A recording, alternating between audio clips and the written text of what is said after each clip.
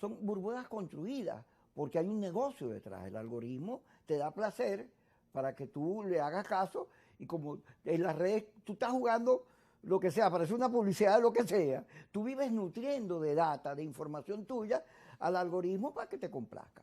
Pero fíjate, en Colombia ocurre un hecho que a mí me llama poderosamente la atención, porque en mi búsqueda esto de la cosa filosófica para tratar el tema de la posverdad descubro que Platón es el creador del cielo. Pero Platón, que vivía en Grecia 5 siglos antes de Cristo, decía, los griegos inventores de la democracia, que a él no le gustaba la democracia porque la democracia tenía un problema, era víctima de los demagogos.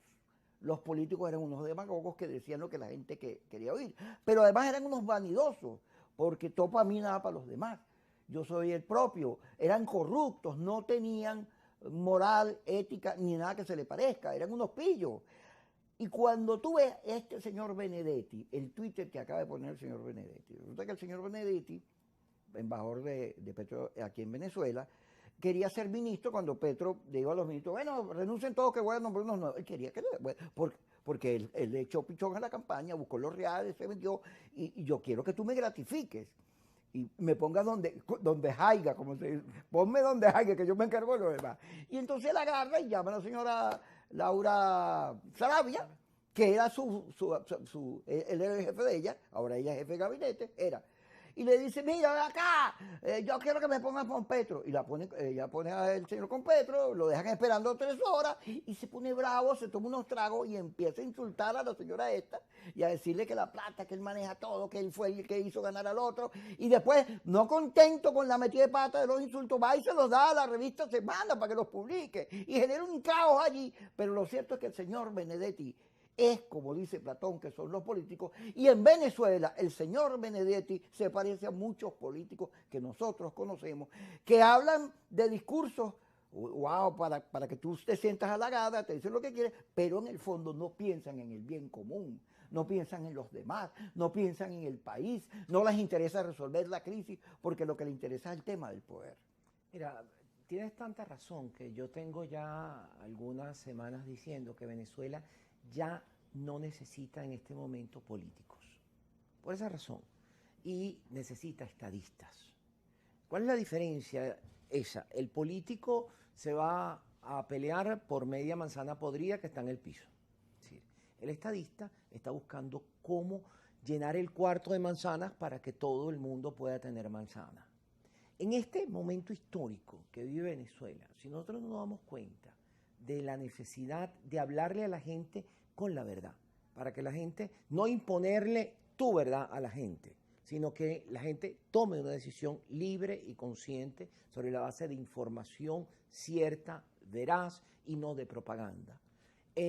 Pues si eso no acontece, difícilmente podamos superar el estado de crisis que estamos viviendo, política, económica, social, cultural, educativa, laboral, porque, por ejemplo, no puede haber sueldos dignos si no hay nuevas inversiones.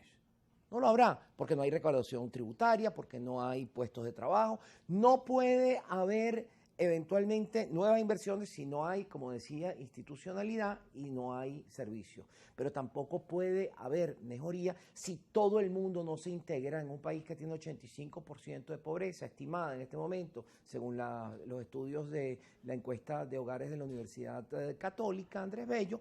Pues si eso no ocurre, si no implementamos las metas del desarrollo sostenible, si hablamos del ambiente, y cómo nos está afectando el calentamiento global. Si no hablamos de cómo vamos a hacer con las personas que han sido excluidas por el sistema educativo. Por ejemplo, acabamos de nombrar que el sistema educativo prácticamente está destruido en Venezuela. ¿Cómo lograr que esas personas que no se formaron puedan llegar a formarse en este momento? O cómo hacer para que las nuevas generaciones puedan formarse para una nueva tecnología, para unos nuevos retos. Cuando hace un cuarto de siglo esto comenzó, yo siempre digo que los teléfonos celulares que existían eran unos ladrillos de este tamaño y el internet lo tenía alrededor del 3% de la población. Hoy tenemos teléfonos inteligentes y en Venezuela desafortunadamente solo el 50% tiene acceso a internet. pero el tiempo cambió.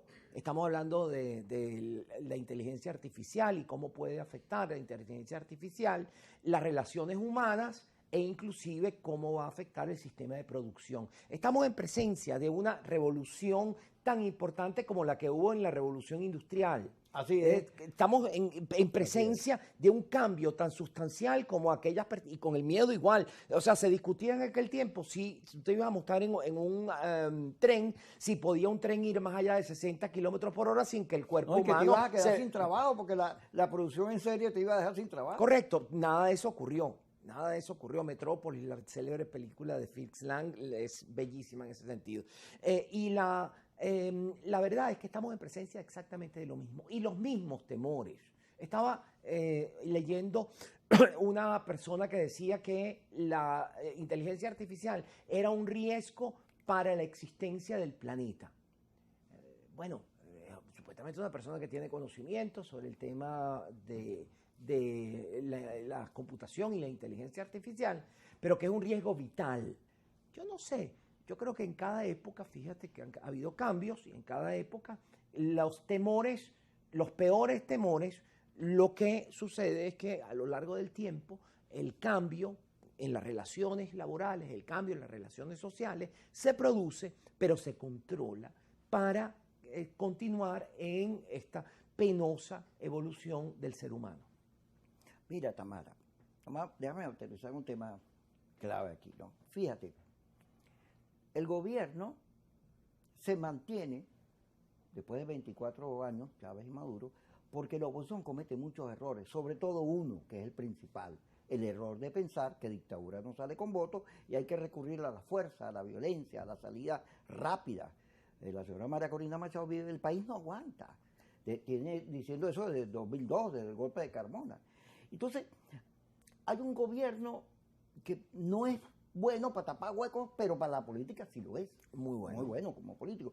Y hay una oposición que eso que le pasó a Capriles, que le dan un golpe, pues no lo dejan entrar en un barrio, tratan de evitar que él diga lo que diga a punta de fuerza, ocurre en la oposición que como fundamentalmente es clase media, está en las redes. En las redes se dice que hay un 25, un 35%, no un 50%. Permíteme hacer esta observación. Pero la oposición, la clase media, está metida en las redes y entonces como sus verdades, su vida ha sido agredida, ser rico es malo, es cuálido, pues se ha ido radicalizando, ha producido un proceso en el cual la emoción domina la razón. Y entonces hay una cantidad de mentiras que se están diciendo, pero como la emocionalidad es, oye, yo vivo mal y tengo rabia, quiero cosas, bueno, reproducimos otra vez el error de que las salidas de fuerza, y entonces anda la señora María Corina Machado en eso. Eso que dice María Corina Machado, ahí está, para que se me caigan a golpe los de las redes, es mentira, eso es posverdad. Eso no es decirle a la gente la verdad. Es mentira que ella va a meter preso a Padrino, a Maduro. Todo eso es falso. Pero alimenta la emoción. Eso es como freír las cabezas. Así es. Eso termina no siendo sino simplemente un discurso. Porque tenemos que entendernos. Yo creo que tenemos que entendernos. Y vamos al corte y ya regresamos.